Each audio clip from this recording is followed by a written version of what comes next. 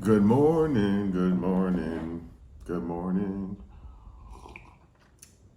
good morning. How y'all feeling today?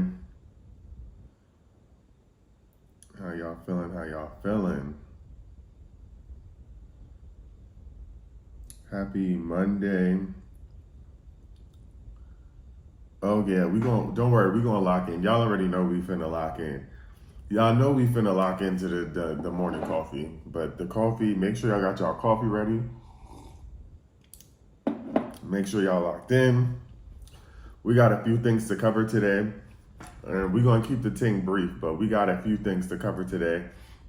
The first thing I want to get into is obviously the Diddy trial, because we need to get to some of the updates on the Diddy trial um, and a few other things, but we'll start with the Diddy trial.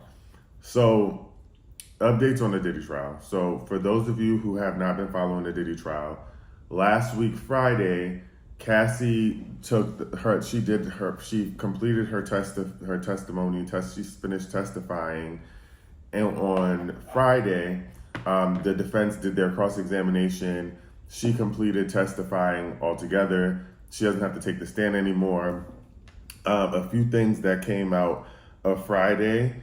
I'm trying to recall. A few things that came out on Friday were just that she was in a really dark situation. TMZ released the text messages. I can read some of the text. I'll read some of the text messages for y'all. But TMZ released some of the text messages that were shared in court that were extremely graphic. That detailed some of how they planned the freak-offs together. The defense team essentially tried to paint her out to be someone who was a willing participant.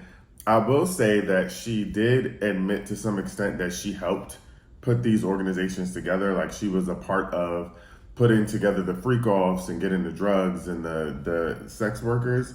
However, she does still continue to maintain that a lot of it was her being coerced. Like there was coercion, and she went through a lot. And she also spoke afterwards. Her attorney sent out a message from her and her husband just saying that they want to maintain their privacy after everything that Cassie has testified. Her husband also sent out a message of support and love, letting everyone know that he still loved his wife, which I think is important. Because after hearing some of those graphic details, I think people were left to make assumptions about their relationship and how he would feel. And he made it very clear, I'm standing 10 toes down behind my wife and the mother of my kids. And so they said that essentially that, that they're going to be standing together. I'm going to get to the Aubrey O'Day piece in a second because I see people in the comment section. So what is unclear online, if you go to look up online, it says that Aubrey was originally subpoenaed. It tells you that she was subpoenaed. She then made a statement on Friday saying that she was deciding not to testify, that she was not. So it's unclear about whether or not she was actually subpoenaed. It seems like she was not, but the original information that was shared was that she was subpoenaed and supposed to show up to testify. What I will also say is that even if she wasn't subpoenaed, even if they offered her the option to testify, I still think it's strange that she is not testifying in the case, given the fact that Dawn is taking a stand, given the fact that Cassie is taking a stand, and the fact that Aubrey has been the most vocal this entire time about her situations or her issues with Diddy. I will also say that I think that it's weird because a lot of people were also speculating that she was going to take the stand because she showed up in New York the same time that Dawn did on Friday. And they're saying and then for her to then use it as a publicity moment to say that she's not testifying. She's here for pleasure, like leisure. She's just visiting. I think that that's strange. I think that it's a little weird about the fact that you would even show up in New York at a time like this if you're not going to testify. She knows that. So Aubrey knows that her name is significantly tied to Diddy. She knows that the only reason that we know her is because of Danity Kane. And so for you to show up in New York at a moment like this and be taking interviews, that lets me know that there's a level of this that I'm like, how much, and this is just me speculating, but how much of this is that you actually want him to be taken down versus you still trying to be relevant. That's just my personal opinion, because I think it's weird that you would show up in New York at a time like this and then play clueless when people are asking you about whether or not you are supposed to be testifying. And so for me, I think it's strange, but she's also been talking about it for years. And according to her, the reason she doesn't feel the need to testify is because she said everything that she needed to say out loud. Now, me speculating, I don't think that that's fully true. I think there's more to that story. And I think that if you truly wanted people to if you wanted vengeance, if you wanted him to be held accountable for his actions, I personally believe that you would then be more than willing to get on the stand and testify. You don't need to come out and say, I've spoken my piece already, and I've been speaking my piece for how long? It seems weird to me. And then to show up in New York at this moment talking about you're just here for leisure and then do an interview, because I'm not trying to be funny, y'all. And I mean this in the most respectful way. And she might have been a victim of Diddy's. I'm not taking that away from her, but Aubrey O'Day is not doing no interviews if it's not about Diddy. I don't know. There's no one else is interviewing Aubrey O'Day. I don't even know what she does anymore. I think she did a episode of Baddies one time. I don't want to be funny, but you're doing interviews, you're showing up to New York. If it's not about Diddy, I don't know what it would be about. I don't know if she makes new music, and maybe that's just my gap in knowledge. But I do think that it's weird that she showed up to New York, ironically, took a random interview just to tell us that she's not taking a stand in the Diddy trial, and did all of that while Diddy was going to be on trial. Very strange behavior. And she did at some point say that he paid her, he offered her hush money.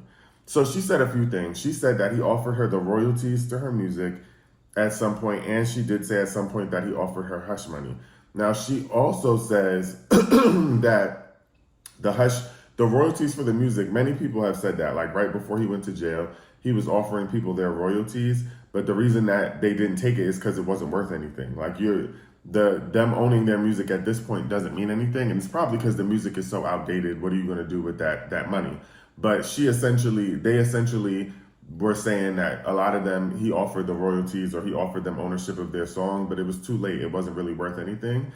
And that she did say that he offered her hush money, but she didn't take it. I don't know whether or not I believe that.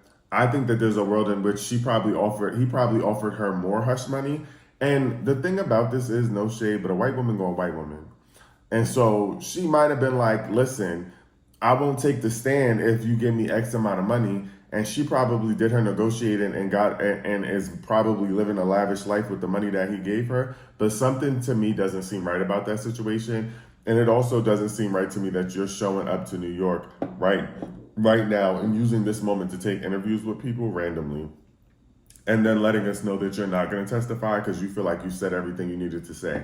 We need you to say it in a court of law. You doing interviews and coming to the internet and telling us all these things that you know about Diddy is not useful in getting him indicted. If you truly believe that he's the horrible person that you say he is, you need to get on the stand and say it in a court of law so they can document it and use it against him. But right now what's happening is you're coming to the internet, and yes, the people's court, I guess, matters in terms of our opinion, but it's not going to do much in terms of getting him indicted. So I just think that's weird, and I think that's a strange move to make. We need you to go into a court and use your mouth to tell people what actually happened so that it can be on file and they can use it to continue to build a case against him, because the prosecution can't use your interviews to build a case against somebody. That is why people are taking the stand. So that's my personal opinion on Aubrey O'Day. I think that that's strange. Now with Dawn testified on Friday, and the first part of her testimony, she stated that she didn't get to testify long because she only took the stand for a short amount of time because Cassie took up most of the day on Friday. So she essentially got on the stand, and what she was able to testify to at that moment was that she saw in her first, I guess they were all in a house together. And her first time, I guess, she saw him harming Cassie. Cassie was making her breakfast. She wasn't making it fast enough, according to Diddy. Diddy took up the frying pan with the eggs in it and swung it at Cassie. Cassie must have ducked, I think, and it missed her. And then she curled up in a fetal position on the floor to protect herself as he kicked her in the head. This is what Dawn testified. Dawn also then testified that Diddy later that night came to her and said that she was to keep her mouth shut about this, her and her. I hope that y'all out here feeling blessed and highly favored. You know what I'm saying? Because God is good. I hope that y'all got some rest last night. I'm so tired. I've been dealing with a lot in my personal life. And so it's just like all at once, like everything is just happening, but I'm so tired, but I also feel so blessed. So just reminding y'all that even though times feel hard sometimes, try to remember the good moments, try to maintain the feelings of feeling blessed, and remember what, if you believe in God, what God is doing for you. And that is a process. Remember to practice gratitude. That's all I will say. This is not a sermon. I'm not here to give y'all a sermon. I don't preach. But just remember to practice gratitude, because sometimes things get hard and you forget about the things that are going good. So that's just a friendly reminder. But good morning to y'all. How y'all doing today? I hope everybody's having a good start to their day. And I hope that your day is incredible. Now, we got a few things to talk about today. Obviously, the first thing that we always going to start with is the Diddy trial, updates on the Diddy trial. Though I feel like this time's updates maybe are not as extreme, so that we might keep that part brief. But a few updates on the Diddy trial. One is that yesterday they released images of the alleged SMEX workers who participated in said freak-offs. And the reason that I believe that the reason that, DM me and let me know, and then I'll respond back about the coffee. But the reason that it's important for us to know that they released the images of the workers is because if you remember, they're trying to build a trafficking case. And so a part of trafficking is making sure that people understand, that the jury understands, that they were bringing people across state lines for the purposes of paying them, coercing them, or forcing them to participate in SMEX. So here's some of the images. I'm not going to show you all of them, but these are some of the men who are alleged to have participated in said freak-offs. And yep, these are, I guess I am showing you all of them, but these are the men that they said allegedly were paid to participate in the freak-offs. So none of them were any big names, or to my knowledge, people that we know. They were all people who were just paid to participate. I personally think they got a certain look to them. They all do look like escorts to me. I don't know how to describe that, and maybe that's problematic. So scratch that from the record, but it seems like they had a certain look to them. So that's one. And again, it's important that they release these pictures because they need to prove a point that he was bringing people across state lines and paying them, coercing them, or forcing them to participate in these acts. And at the very least, this is showing that he paid people to come across state lines. Now, the thing that they have to close the loop on is like, was he the one actually paying them? And they need to be able to, which I'm sure they're going to be able to do, and how he was paying them, so on and so forth. So more to come. And I also think, so a lot of people are saying that they don't understand some of what's happening in court right now. But again, this is only week 2 of the trial. The prosecution team is trying to paint a picture. They're trying to paint a picture that of this trafficking and drug ring that he had going on. So they have to put a lot of things together in order to get to the racketeering and the trafficking specifically. And they also released pictures, sorry, I forgot about this. They released pictures from the day that his hotel was raided. So they released what they found in the hotel on the day that they were able to get into his hotel. and there was like a bunch of drugs, ketamine, cash, and just random things in the hotel. Now, the reason that that's important is because they're trying to get him on RICO. But I will say that the releasing of these photos don't really do much outside of show that the photos were in the room. I don't necessarily know that it paints a picture for us that he was some sort of drug lord or kingpin, right? Like using is one thing, but moving, selling, and all that other stuff is another. So here's some of the pictures. This baby oil and a lighter. Let me clean off the screen for y'all so y'all can see it better. This is that pink powder substance that everyone has been talking about. You know, everyone, the pink stuff has not stopped. There's some pills, some pink stuff, a Jolly Rancher. I'm not sure what the Jolly Rancher was for.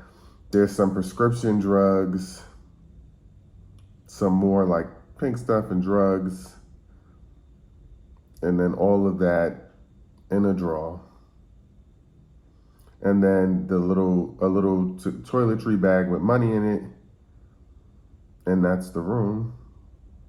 And then more. I don't understand why he needed this much baby oil for each engagement, but okay.